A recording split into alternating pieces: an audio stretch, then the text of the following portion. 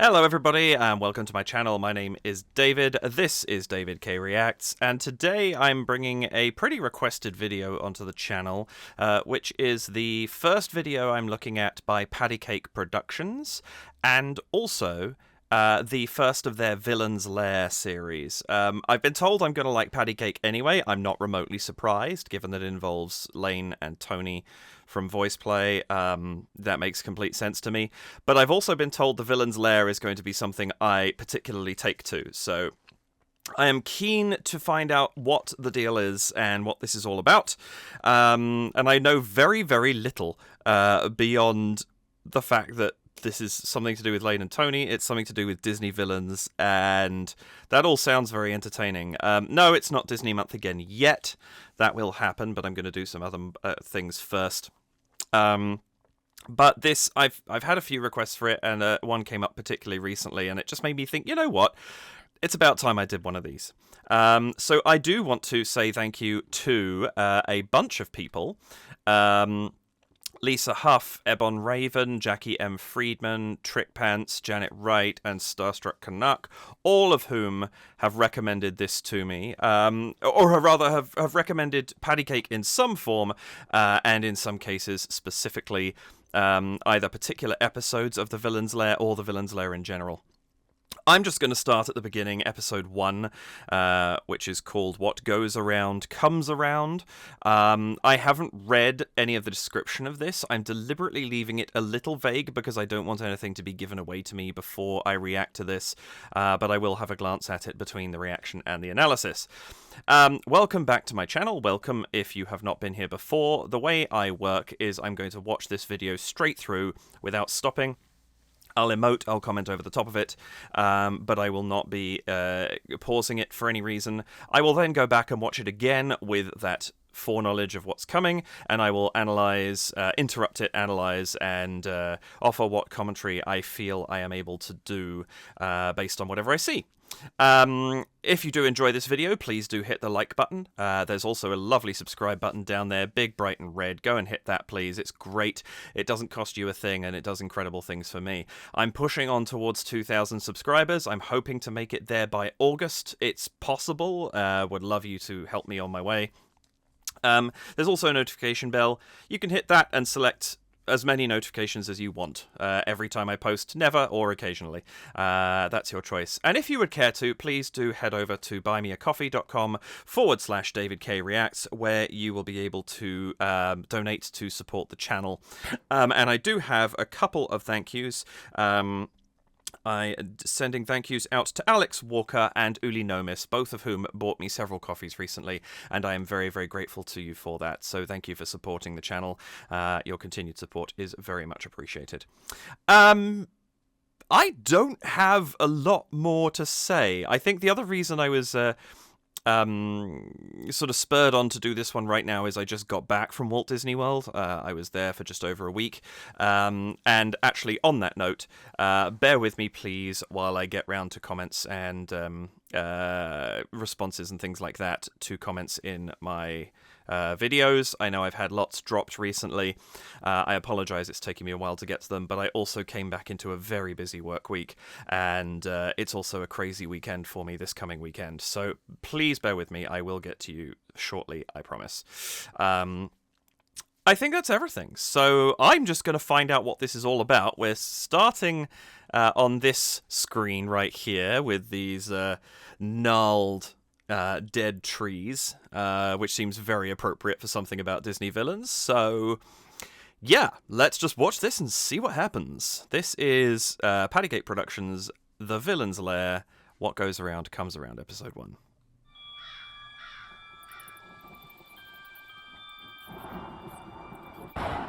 Once upon and ever after, the world was filled with joy and laughter. The stories were told, the curses undone, the kingdoms cheered as wedding bells rung. But there are some not filled with glee, who sneer at endings happily. In a broken castle they plot and stew. The villain's tale is not yet through. They say that endings are always happy. Okay, I like this so far. Will save the day. But when it's all taken from from you, you're left with nothing to do. But wait for the day Oh, we've to got make someone pay. lots of villains here. I was once the mistress of all that's evil. They whisper my name and quiver with fear. The battle was won, they thought that the story was done. But patience, my dear. So this is original. Just begun. An eye for an eye. Oh, this is cool. Wrong for a wrong. Never forgive, never forget. This is your last regret. What goes around comes around.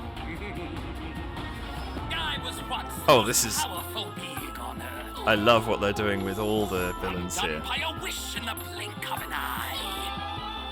My entire life was ruined, all because of a shoe. The time is now, you'll get what's coming to you. They say that there's sides to every story. The one that is black and one that is white. I love this kind of Take it and break it, we pillage and plunder, we do villains, like this being their base. wrong, we have to set right. What if I told you there was a way to undo the moment your troubles began? Speak. What if Snow White And there's a never question that found starts that all the little trouble. cottage? What if Aladdin never found that lamp? What if Prince Philip never met Aurora? What if little Cindy never had no fairy godmother? How? Why, with a little help from my friends on the other side. Nice. An eye for an eye, a wrong for a wrong. Never forgive, never forget. This is your last regret. What goes around comes around. There's so much going on here. This is awesome. Time, the moon and sun. Undo fates by endings told. Tip the scales of the brave and bold. Fruit of the fair, sound of dawn. Locked from a pirate ship covered in fog. Blood of a strudel we add to the brew. Let heroes be silent. Fault lies with you. An eye for an eye. A wrong. Great visual effects in this as well.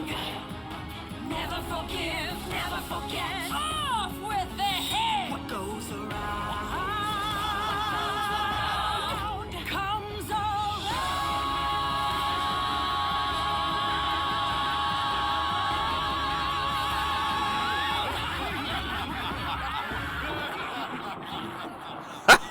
That's so good. I love it. Hey everybody, my name is Tony, and I'm Layne, and we are PattyCake Productions, and we would like to say thank you for watching our first original song in an original series that we're producing. Nice. Lair.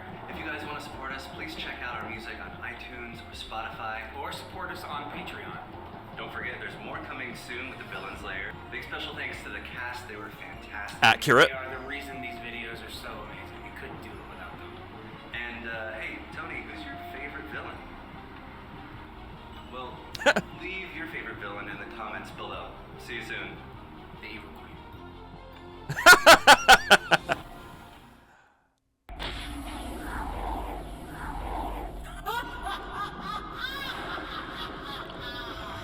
Oh, nice little teaser. Oh, that's so... that I love. That was great.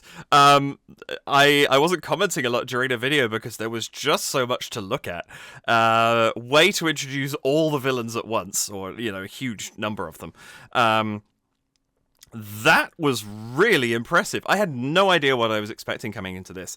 Let's have a look at a bit of information about this. So when was this done? October 12th, 2018. Okay, so... yeah, that makes sense. Now, what's so interesting to me, like, there's a lot going on here. There's special effects. There's some excellent filming. The editing's marvelous. Brilliant music. There's just this, and everybody looks fantastic. I don't know what I was expecting, but like a full production like that doesn't surprise me in the sense that I've seen it happen with voice play. And so the fact that Layne and Tony are doing that themselves is not a surprise.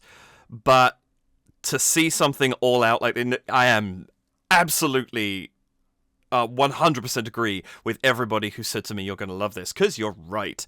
That was great. But to see something that kind of holistically realized, and the fact that that's their first... Now, is this their first original song in an original series? Or is that their first original song, period? Do let me know. Because, as I say, I've done zero research into this quite deliberately. I wanted to just kind of dig into it and see what came my way. But yeah, I would love to know. But let's have a look at some of the information down here. So they do mention a couple of patrons, including Gail Stein. There's the cast. I'll come back to them in a bit. And then featuring the voice talents of... Right, so there must have been some chorus there as well, because there are people singing who are not in the actual thing. What Goes Around Comes Around, written by Tony and Layne. Bravo. Concepted, produced, directed, and edited by Tony and Layne. They are so good at doing all of this stuff. Like, the things like the editing in that. I'm guessing that was Layne, based on his comment in the recent voice play web chat. Like he was saying, he knows from experience how much editing stuff is. Therefore, I'm guessing he's the one who edited this. That's one of those things. The editing is spectacular. That was really, really well done. All of those things were well done, but that stood out to me. Maybe because I've done a bunch of it recently, but it stood out to me as being particularly accomplished.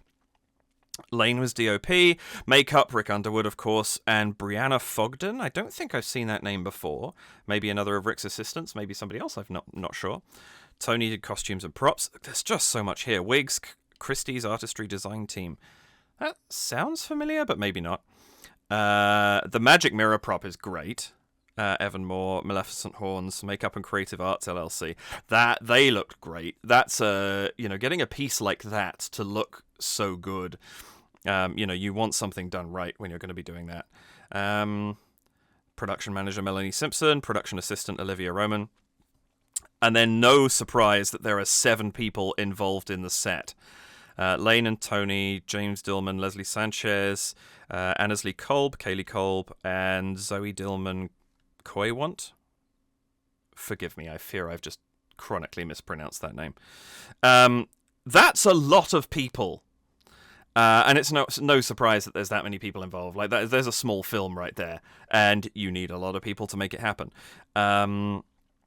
I really love what they've achieved there. And then this cast, I mean, everybody was fantastic. Oh, that's interesting. So I'm now seeing some of the people, I'm recognizing names now. So some of the people, James Dillman, Jamesy Dillman, maybe, who plays the Queen of Hearts, was one of the people who worked on the set. Are there other names I'm seeing from later down? I feel like there's some sort of cross-pollination here of people being involved in more than one thing. And that's great. I mean, it's no surprise. Voice play's always been big on keeping things in the family, in the sense that they, for a long time, it was a lot of the same people they had working on things. And it's great because they develop they know their style, they develop things really, really well. And then when they come to expand, you have that kind of body of work to go, this is what we do, which is a great way of doing things. But yeah, I think that is a piece of genius. I'm just going to go right back to the beginning and let's have a look at this and see what comes out of it. Okay, I'm starting all of this again. There was a cut there because I just recorded about 3 minutes of me commenting on things without the screen visible. Of course, I turn it off whenever I'm looking at other information, and I forgot to turn it back on again.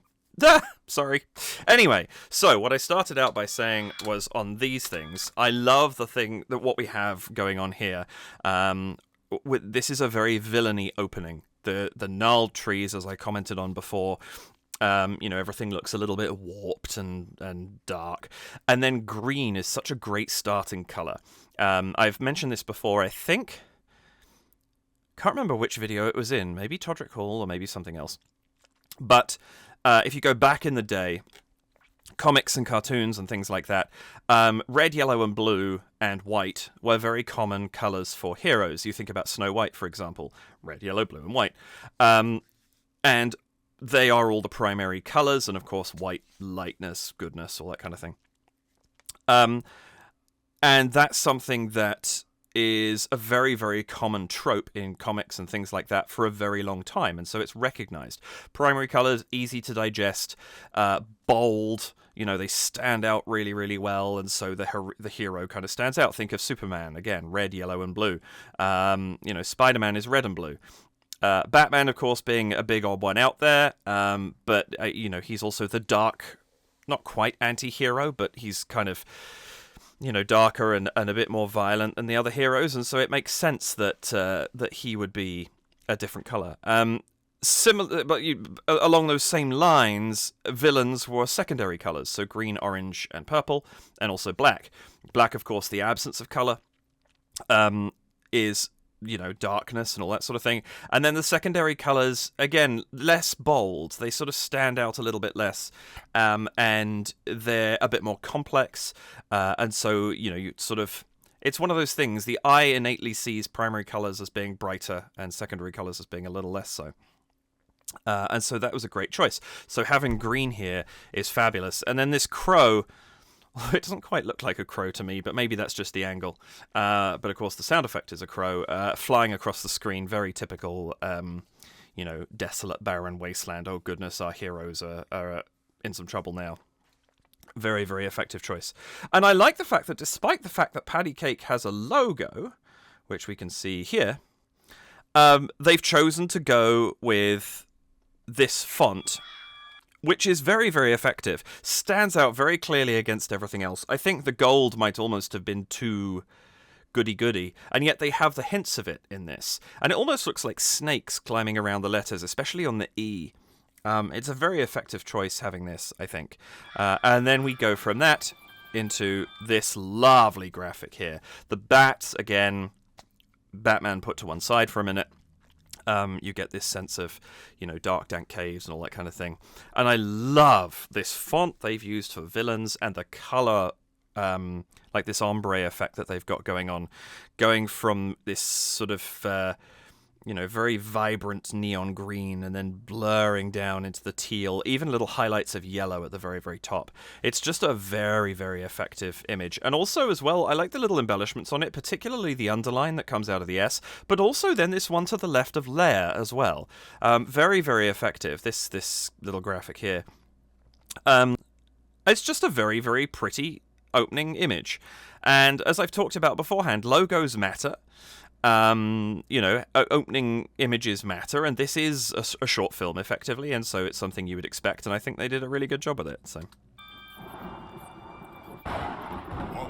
and I love the lightning. The fact they've actually got that lightning special effect coming over the top is very cool too. On and ever after, the world was filled with joy and laughter. The story. Nice use of the castle there.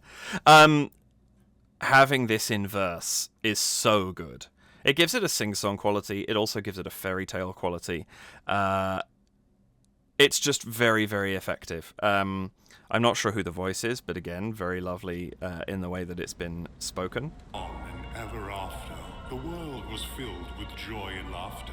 The stories were told, the curses undone, the kingdoms cheered as wedding bells rung. But there are some not filled with glee, who sneer at endings happily. And so here we sort of see this lovely, this montage of the Snow White story, which I think is very, very effective as a starting point, because it gives us one of the most familiar Disney stories to focus on. Even if you don't really know the story, you probably recognize the characters, because those images have been around since, the 30s? I can't remember. Let's have a quick glance because I want to make sure I get that right. So Snow White and the Seven Dwarves. Yes, 1930. I almost said 37. I do remember that better than I thought I did. We're coming on now for 90 years since that film was made. So those characters are going to be very prevalent in the zeitgeist of Disney media. And I think that it's just a really effective choice for a starting point. In a broken castle they plot and stew. The villain's tale is not yet through. I love, and it's such a simple setup. Like, that whole thing took less than 30 seconds. You know, I know they're not a giant film studio working with 5 other film studios, but there are films coming out today where a single studio's logo takes 30 seconds, and it's 2.5 minutes before you start the film. This is exposition dumps of, you know, being told what's going on rather than seeing it happen during the course of the film are sometimes a very effective way of starting something. This is one example of that. And the most important thing they've done is keep it brief, keep it thematic, and get on with telling the story. And I think that's what they've done. You know, this video probably clocks in at about 3 minutes 50 once you take the talking out on the end. That's a guess. I didn't exactly see what the number was. And so the fact that they're less than half a minute in and they've already started the plot with the singing and bringing the characters in is exactly what they needed to do. This is great. I just want to watch that montage once more. In laughter, the stories were told, the curses undone, the kingdoms cheered as wedding bells rung. But there are some not filled with glee, who sneer at endings happily. In a broken castle they plot and stew. So we've almost seen the story backwards there. You have the kiss that wakes Snow White up, then you see the hag, then you see the apple. It's a good choice because we're going to sing about going back in time and setting things back to to a point where the heroes can't win. And that's a very, very good way of subtly hinting at that before we've even got into the video. Villain's tale is not yet through. They say that endings are always happy. The truest of love will save the day. But when it's all... And this is really, really nice. We start out with this very cool melodic line. And what I like about it is that because the performer is taking their time and letting notes playing with the notes and the rhythm a little bit, it kind of almost gives you a sense of not being 100% sure what the time signature is. It's actually in compound time. It's a da da da da da da da da da da da da. But the way that she's playing with the notes kind of makes it sound like you're not 100% sure of that. They say that endings are always happy. It's the ways in particular. It sort of takes you out. They say that 3, endings are 4, always 1, 2, happy. 3. It's a subtle shift, and it just pulls it slightly to one side, and it's very slightly unsettling in a really effective way. It also gives her a chance to play with the music a little bit. Anyway, back to it. They say that endings are always happy. The truest of love will save the day. But when it's all taken from you, you're left with nothing to do but wait for the day to make someone pay. And the great thing is, I think they've also written these characters really effectively. I could see her singing that. You know, it's she's still on her quest. Like, that's not going to have changed, assuming that she survived the end of the film. And that's it. She'll be waiting for her chance to get revenge. It's great. This is really, really effective. And I think I really enjoy the music that they've got going on here. This kind of more contemporary feel is a really, really good choice. You know, they haven't gone and you've had the sort of tinkly music over the fairy tale ending, and now we're hearing the darkness of the villains as they are now. Very cool. One more time. The truest of love will Sneer at endings happily. In a broken castle they plot and stew. The villain's tale is not yet through. They say that endings are always happy. The truest of love will save the day. And this is nice too, because we start... First off, we've already established the mirror through the introduction. The truest of that endings. And then the first vision that we get is something that could be straight out of the movie. It's her talking to the mirror, the light flickering behind the dark castle, and it looks like, at this point in time, we are fully set in Snow White's story. And what's so great is you can then get this. And in this shot, we are still focused, ever so slightly out of focus on the Queen here, and yet you can see Maleficent and Jafar in the background, and now we know, well, hang on a minute, you know, there is, and the narrator has said that this is where they're all hanging out, but it's this gentle introduction to them is extremely effective.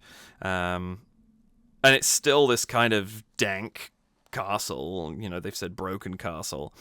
And then this lovely light, this sort of teal-coloured light that's coming onto the side of the Queen's face is so effective because you have the warmth in the background of this lamp. You also have the warmth just next to her on the wall, and she's feeling none of it. Like, the light on her is cold, which is perfect. That's what it should be. Love will save the day. But when it's all taken from you, you're left with nothing to do. But wait for the day to make someone pay. I was once the mistress of all that's evil. And again, as soon as Maleficent walks into the scene, cold light. None of the warmth from the lights on. And even here, even though we've lit everybody sitting at the table with some warm light, it's only from one side. Like this, you can see Lady Tremaine and Mother Gothel have got that light coming to them from screen left. But if you look at Cruella and the Queen of Hearts, that side of their face is not lit. So you've got this split thing. You know, the face they show the world when they're trying to get around unnoticed, and then the face of villainy or something like that. Nobody is being truly reached by a warm light here. And again, really nice choice. I also love that we have the feet up on the table and we don't know who they belong to yet. That's also really effective. There's a lot of really, really cool things going on here. Even Hook being almost completely off screen. Like, the way we're introducing people is really interesting, because here the focus isn't on Maleficent. She's the one who's singing, and yet we're kind of introducing everybody else in this shot. It's lovely. They whisper my name and quiver with fear. The battle was won, they thought that the story was done. And that's where we get Hook. And ironically, Hook is probably the one who is now lit the warmest of all. This lighting, the lighting in this is just so very effective. I really, really enjoy that. I want to go back on this one more time and just have a look at a little bit of what they've chosen to do here with the editing as well. I was once the mistress of all that's evil. Again, I think that's one other thing, is now that we've introduced the other characters, I was once the mistress. like, we're very rarely getting a shot with only one person in it. I'll see if there's one coming later, but even here, we have the Queen in the background while we're focusing on Maleficent. There's always somebody else there. And there's always that little hint of warmth somewhere that isn't reaching these people. And that's so impactful. Mistress of all that's evil. They whisper my name and quiver with fear. And I love that there's a lovely choice. All that's evil, boom, cut to a table full of all the villains. What a great choice. And then we cut back to Maleficent as she continues singing her line. This is incredibly effective. The battle was won, they thought that the story was done. But patience, my dears, I've only just begun. I love that too. You get the impatience of the Queen of Hearts tempered by Maleficent's, you know, I'm playing the long game. You know, this is the beginning of everything. But also shut up and listen to me. It's this is so good. Story was done. But patience, my dears, I've only just begun. An eye for an eye, a wrong for a wrong. I love that Mother Gothel's playing with the flower. That's just a really effective device. And everybody has a little something. They have their staff. They have, Dr. Facilia has the card. She's got the flower. There's just these little hints at their plots as well that are just kind of being dropped into this. And it's just, this is really, really well put together. A wrong for a wrong. Never forgive. That's a really cute moment too. Like Cruella's glee at the little tap. A wrong for a wrong, let's do wrong together, and this smile. For a wrong. Right there. You just the way they're encapsulating the characters here, I'm really, really impressed with what they're doing. This is fantastic. Just the balance across the screen, the haughtiness of Lady Tremaine, and then the utter glee of Cruella. This is great. Never forgive, never forget.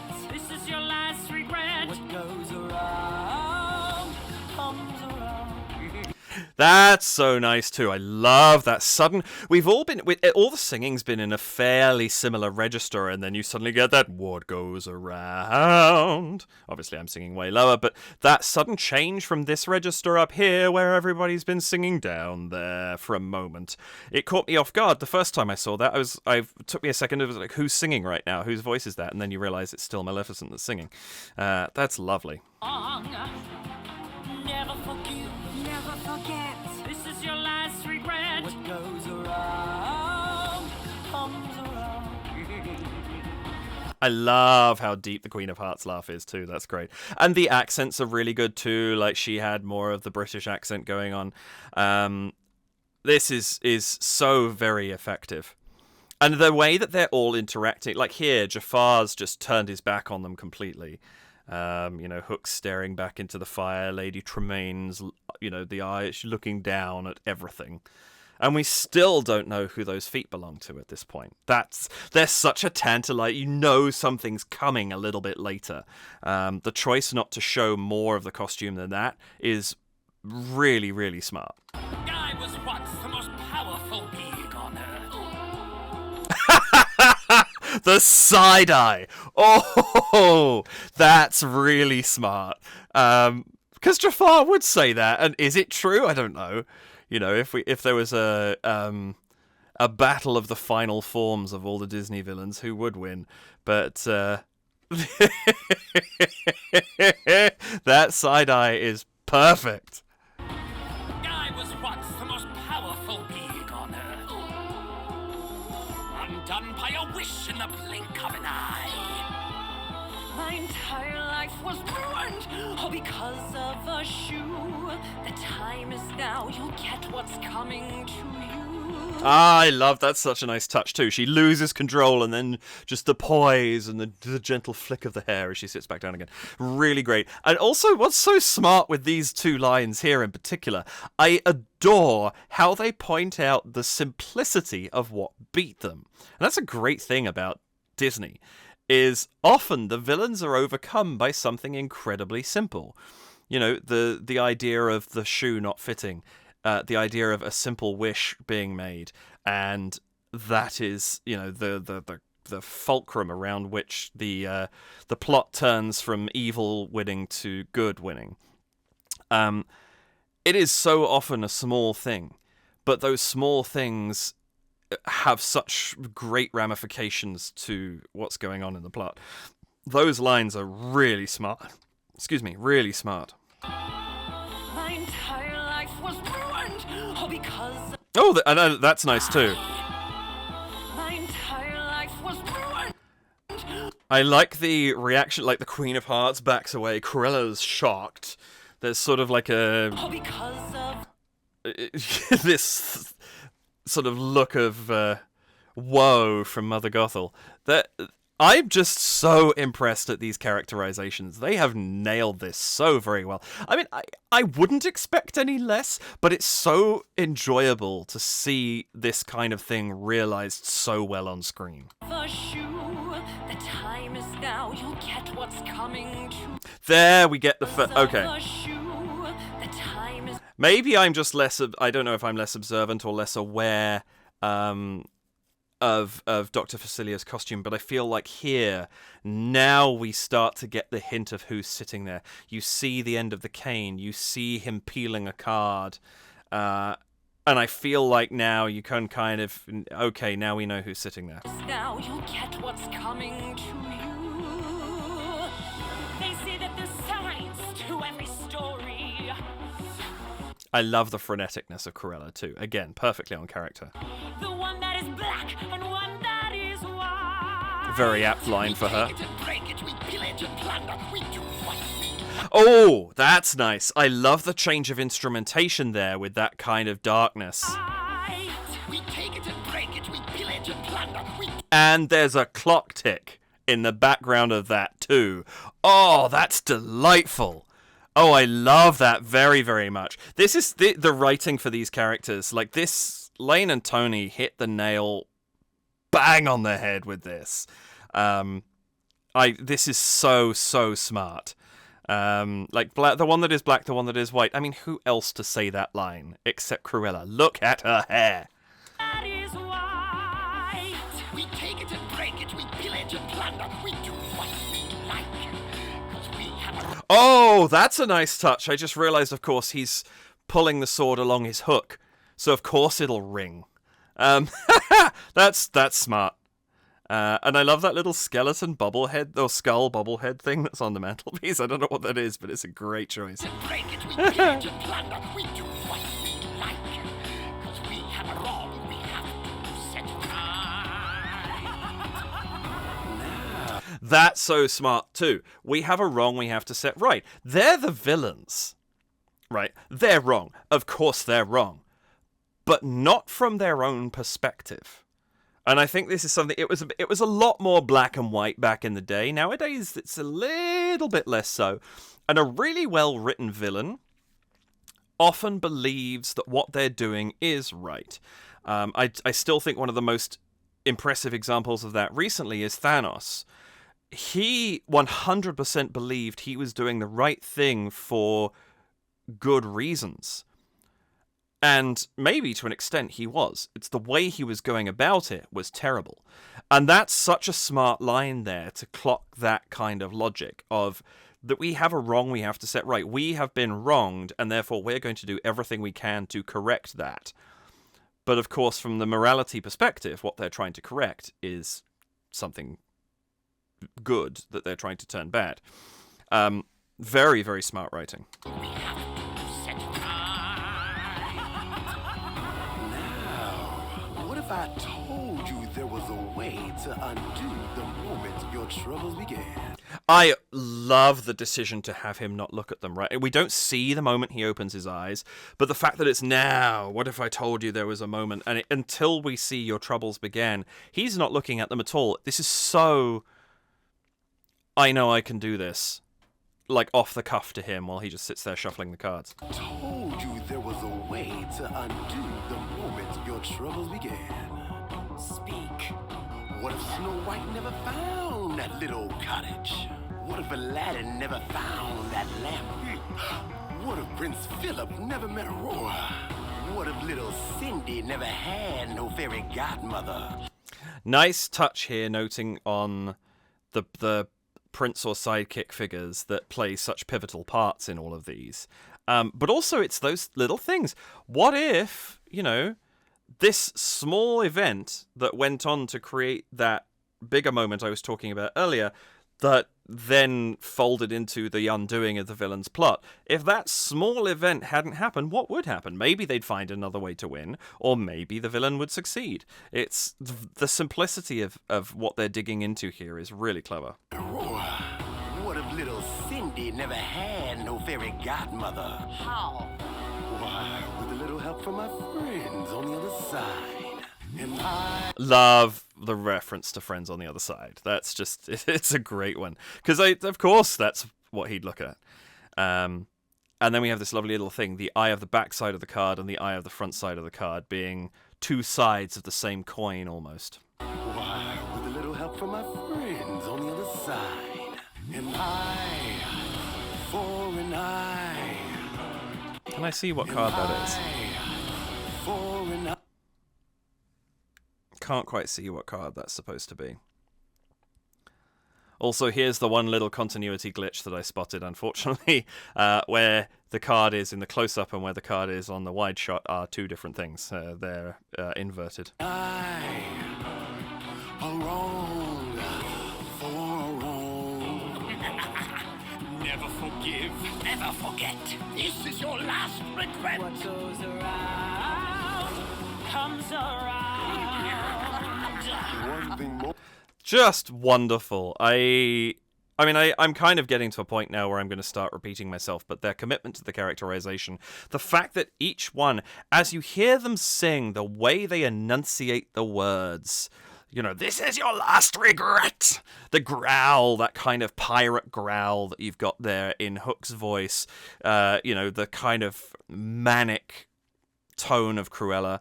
It's all so well done. Comes around. One thing more and all is done. To turn back time, the moon and sun. Undo fates by endings told. Tip the scales of the brave and bold. Fruit of the fair. Bone of a dog. Bone of a dog is chilling. What are we assuming happened there? But I also like that they're putting in items related to, you know, their plots, of course.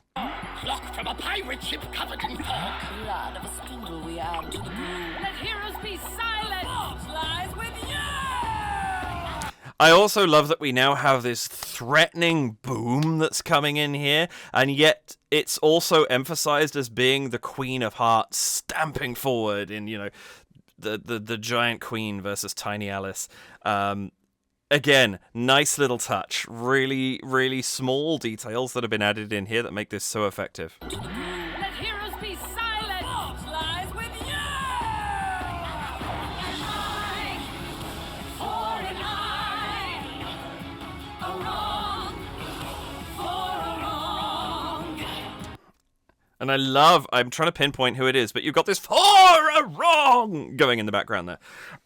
These special effects are really cool, of these kind of spirits floating around the thing. That's been really, really well achieved.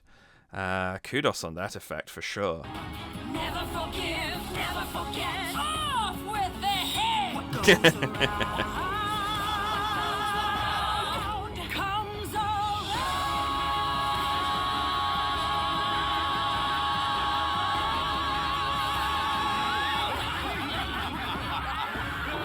That's so good. I love what's going on here. That's so nice there. Round, what goes around. Just adding in that additional level of harmony with a second layer of lines coming in there. And then we have this stunning sequence of subtle chord changes.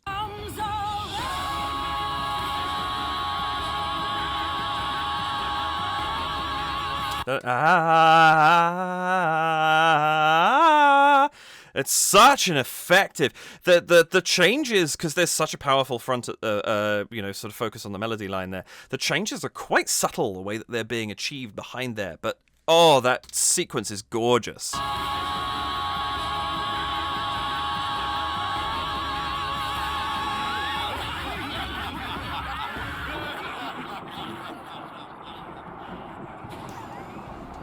That is wonderful.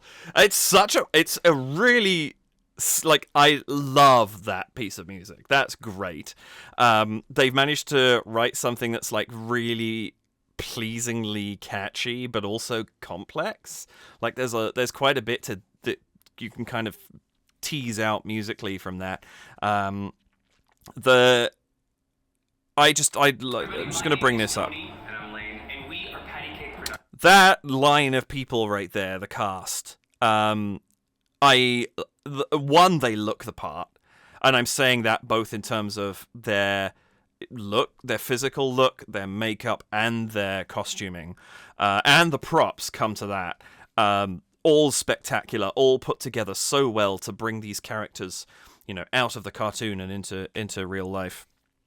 Then adding this, I'm just going to cut the subtitles for a minute so that I can just just leave that series of names there as well. The voice talents as well. I am so very, very impressed with the performances and the singing in this. The only name I'm sort of recognizing, other than Layne and Tony at this point in these lists, is Hannah Giuliano, who came on, I know, to do some vocal arrangement for the female lines in the Little Mermaid medley, and possibly more, but that's the one I caught her name in. So it's nice to see her in here. And I think somebody actually commented on the Little Mermaid medley that she sings in this too. I am singularly impressed with all of this. I don't know, as I say, what I was expecting coming into this, but this was superb. And what an impactful way to start a mini-series. Trying to see, there was a lovely shot somewhere around here. Yeah, there we go. This is a talented group of people. I'm so excited to see what else they have coming. I can't actually record another reaction right this second, or I might actually do another one of these right now to have for the future. But I also have my cycle to kind of keep going, so the next couple of reactions I do will be the next, whatever's coming next. But rest assured, there's going to be more Villain's Lair. This is so enjoyable. And I'm really, really excited to see what else they have coming, because it's just... There's something so fun about seeing the chaos of villains coming together and, trying to do this Uber plan with all of them, working together to achieve something. It's always an enjoyable story trope, and I think they've achieved it really, really well here. So, that was great. And yes, I'm really, really looking forward to seeing what the Villain's Lair has coming next. That's going to be about all I have time for today, unfortunately. Just because, as I said, work's been a bit crazy since I got back from Florida. And, I got other things I have to get on with. But I did very much want to get this one out, and I'm really, really glad that this was the video I chose today. This was exactly what I was in the frame of mind for, and I loved it. Thank you very much for watching this with me. Please do like the video if you enjoyed it. Please do hit that subscribe button if you like what I'm doing, so that you can be aware of when things are coming out on my channel. Hit the notification bell to choose how often you are actively alerted to my releases. I'm trying to go for 5 p.m. EST most of the time. EST, sorry, not ESD.